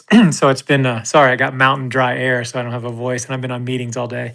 But yeah, it's been incredible. I won't have any problem selling that name. Fantastic. So you were the buyer. Yes. No, geez. So what do you price that at yourself, or do you price it now that you got your brokerage? You just keep most of your stuff unpriced, or tell us some things you've done personally with your portfolio since you've started this brokerage about pricing. Yeah, I mean, I've gone more to my own landers just because I'm already dealing with other people's stuff. So the other thing that I found is I like the data. I mean, we tie everything into HubSpot, and I can see what company came and who the person within the company came to the site. So, when I put my landers at other places, they don't give me anything. They tell me maybe some person from Italy showed up. I can see, I'd say, I don't know exact numbers, but a high percentage exactly what person visited my site. What other names did they look at? Were they looking at a bunch of names or did they only land on that one and then go away? Did they come back 6 more times that week and look at it? Have they been coming every day for a month? And then I can go out and touch them and maybe reach out and discuss the name. So it gives me great leads. That's really the difference is I'm taking data of my own landers and using it for appropriate outbound because they've already showed the want. Maybe I need to show a little bit more aggressiveness on the other side to discuss the sale. And today I had 2 meetings and both were called and landed within 15 minutes of somebody reaching out and said, "Hey, do you want to hop on a call?" And they both did. Kind of caught me off guard, but we're going to close a 6-figure deal. I have no doubt. And that came up out of the blue within 15 minutes. And then me responding, or Sean with, "Hey, do you want to hop on a call and talk about this?" And they did. So that's kind of the difference is I'm a lot more professional with it. I'm not just waiting for a lander. I'm taking the data and utilizing it in a better way to make it more effective. I don't know if you want to say something, Josh, but Shane, I think it's great. So, What? I know you're not doing this hold on, you're not just on your name. So anybody reach out to Shane, winterline.com, and you would do this obviously for your clients as well. They use your lander. You're going to be able to get all that data. And I love it that right, someone's hot or, not hot, but they looked at it right then. You say you want to jump on a call. Not everyone will, but the ones that do, that's what we want as domain investors, selling names for a broker to do exactly for us. So, Shane, before, what's an example of a lander that we can go to? What's a domain name that we can go to see what the Winterline lander looks like? You can go to ussc.com, just as you talked about. That's one of them on there. And yeah, I mean, it's our job. That's the thing is if you can put a name anywhere, anybody can be a broker. There's a lot of amazing brokers. There's 10, 30 brokers that do amazing jobs. So, we have to we have to hustle. And what I learned from brokering, I'm learning. I mean, why wouldn't I do it on my own names as well? So I consider myself pretty knowledgeable, but I'm not going to lie. I probably learned more in the last 5 or 6 months by having to do everything myself. But then, everybody's been fantastic. The other brokers, I know they say this is like a cutthroat zero sum game in brokerage. Absolutely not true at all. Andrew Rosener has been amazing to me, super helpful. I can't say enough about Andrew Miller. He's just been, I mean, if you can call him a mentor, I mean, I consider him a peer, but he's been great. I've worked with Jeff at Saw. We closed a deal recently. And all the other brokers have made me a better broker by sharing what I should be doing, and then I use what I know and expand on that with the new tools we have. I mean, AI is very fruitful. I don't lean on it all the time, but um, yeah, I mean that's what Adam just sent me.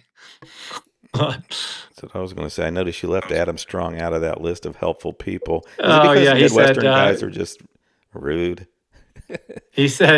Spectrum blocked my site for some reason. I don't know. Now I got to look into it. Those are the kind of things we learn, right? Like, um, hey, some things are getting blocked, or you have this set up wrong, or I don't know. There's a ton to learn and a ton to do and a ton to get better. So I don't.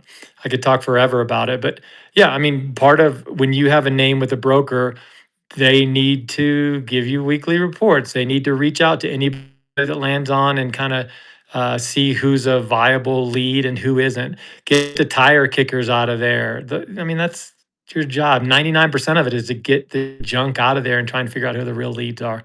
It's a lot of work. It's not the most glamorous business. Is definitely not the most profitable until you get to the decades long that these great people I mentioned before are doing. I like it. I like the idea, and I think we all need to. I'm going to try something out with Shane. I got some names that, I'd love to. If there's anybody ever visit them, at least I believe that you'll jump on it. And Adam said he couldn't get the dick.com by Spectrum either. So I can't believe we're in the same boat, winterline.com and dick.com. Yeah, I wanted to mention, I did early in the show, and I'm going to say it right now. So NamesCon is, in November, and tomorrow they're raising their price. It's $4.99 right now for a ticket. You can get another 20% off if you use DNJ20. That's domain name journal. DNJ20. And so that's what, another $100 off. So then you're at $3.99. Well, it's going to be a pretty fun show. I know I'm going to be doing a session with Rick Schwartz, so that's guaranteed to be fun. You think, I just can't, I already know some of the things that we're going to discuss, mostly building up some of the builders in his Beanstalk Challenge, sort of giving you the behind the scenes of who are some of these builders, their histories, what they're building, why they wanted to get involved, but try to make it interesting and no fluff, no bullshit. And then a lot of the builders are going to be there, so we'll be able to ask them questions of, why they're participating, why they think maybe they should win this first stage, which is Rick's Bentley. But Ron Jackson's going to do a session, I believe, right after mine with Rick, that they're going to just roll right into the finale. So we're going to highlight some of the builders, and then there's going to be the 5 judges. Hopefully all 5 judges make it there, and they'll decide right then in front of the crowd which builder, which platform, which business deserves to be rewarded the Bentley, winner of stage 1. But there's plenty of stages to this thing. But yeah, I know you're going to be there, Shane. It's kind of going to be a pretty fun event. I know, Rick's all pumped up, but anything you're participating in yet? I know they haven't put out the full agenda. I'm hoping I get some time to roast the people. But what are you looking forward to there?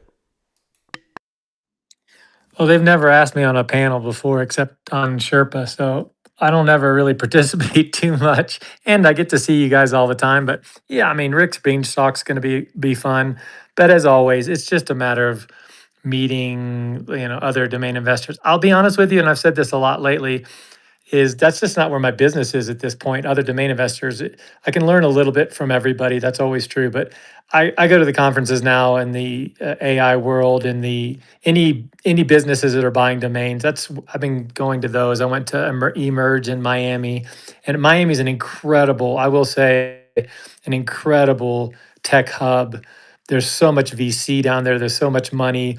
It's a great community. Obviously, the Cuban community is fun, great food, but it's just a great place. And there's a lot of people to see and talk to, but that aren't in the domain investing. I look forward to Ralph Quintano and his group of people down there. He's a domain investor, but really an AI. I call him an inventor. He's always on the forefront of everything. So I'm just looking forward to participating in a lot of different things in Miami. It's what a great place. It's not a place I want to live, but there's so many great people to talk to in the domain community who will be there, and then people that live there already. So yeah, I'm looking forward to it. With what you said, and now that you are running this brokerage Winterline, so you guys check out winterline.com if you haven't, and that's for everybody listening to on this replay.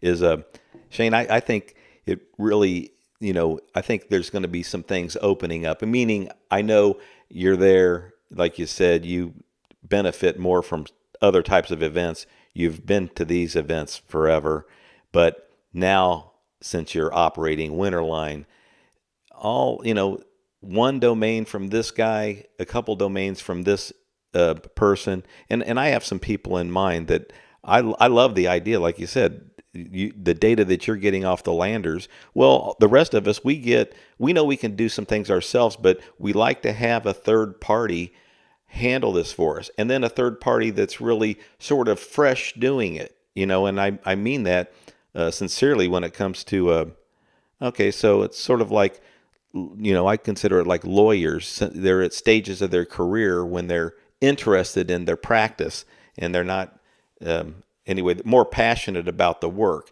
So I love that your experience in the business plus just starting this with Sean, it's important for both of you to, hold up your end of this thing. I mean, basically work hard to build the business, and knowing that what you mentioned earlier, yeah, we all have these Afternic landers, get no information. It's just bullshit. We wait around and check our goofy sales screens, as that, I forget what they even call it now. Is something even being, I like when something is what are they, let me take a look. That goofy ass lead center. Oh, stalled and unknown. Oh boy, I got a stalled. Okay, so knowing that when someone goes to these landers, that you're aware of it, and I know other companies can do it, but you just flat out admitted you're on top of it and sending out messages saying, hey, you want to jump on a call. I'm fucking loving it, and I'm knowing that other domain investors are always looking for something fresh, and nothing against, we got some great brokers in this business. You mentioned them, but I like Mark Daniel. I like Brooke Hernandez. I like Jeff Garbett. But still, Shane, I think, you running a new company, it really makes it worth your while to, I mean, by the time you get down there, to be now almost a year that you'll have been running your own company. By the way, when did you start it? Did you start it January or February? When did you do this? When did you start Winterline? Yeah, I mean, Sean and I started at the beginning of the year, and we were in stealth until April, I believe. But I'll comment on that. I think and Sean, we just had a meeting on this morning. Enthusiasm is great, but it only gets you so far. And customers don't care about how enthusiastic you are, but it sure does add a lot of fuel to the fire. There's a lot of people here they've been doing it for 15 years, and we know that anything, I mean, whatever we've been doing for 15 years, we get excited on certain days, but there's a new love kind of thing to it where you get excited about it. You look for what you hustle more, right? Like a domain broker has to go to all the conferences of the industries who are buying the names. You need to go to hackers. You need to visit VCs. You need to go to meetings. You need to get on a plane and go have lunch somewhere else because you're getting paid a lot of money to sell these domains. And so maybe I'm looking at it wrong. Maybe I'll fold into the old ways. I know these people. Andrew and Andrew are amazing. I'm not going to discount anybody's efforts. They have earned everything they've done. But in order for me to even come close to compete, I got to work 4 times harder. I have the freedom to do that. Like I said, I flew to New York for a meeting. I flew to Utah to meet somebody that could give me some inside information on AI data centers. I'm willing to fly because a $500 or $1,000 investment could pay off 50,000 or 100,000 or $1 million, um, or nothing. But there's a good chance at it. That's the only way. You have to invest time, money, enthusiasm, all the things above. And I know I could talk about this, and this sounds like rah rah, all kind of stuff, but it's true. It really gets down to it is effort, hustle, enthusiasm, and experience. And I think I've got a little bit of each of that. And again, I don't want to make this into a commercial. That's just how everything in life should be, in my opinion. Yeah. Consistent. That's one thing that we know. You've done it with your website at DSAD. So people love, we know you're not fly by night, but I'm telling you, and you know this, people love, all right, so something new, try something new. And there's been all these new tools and AI and really just the energy. So, I think a lot of people need to, test you out over there at Winterline. And I want you working my deals, not Sean. Tell him that. Tell him I said that too. Okay, so that's going to be it for today. I appreciate everybody being here. Thanks a lot. And thanks if you're listening on replay. Finally, once again, go to namescon.com and sign up today if you're going to go, because you're going to save money. And then, like I said, DNJ20, you're going to save another 20%. You might as well. $399 is a lot better than the final price is going to be like $1,000, $999. So hope to see you there. Thanks, everybody. We'll see you on Ish's show if he's doing one Saturday. It's always fun to fool around, talk domains on Saturday. Otherwise, see you next Tuesday on the Domain Name Law Show. But just check out the times on my timeline. Take it easy wherever you're at. Talk to you next time.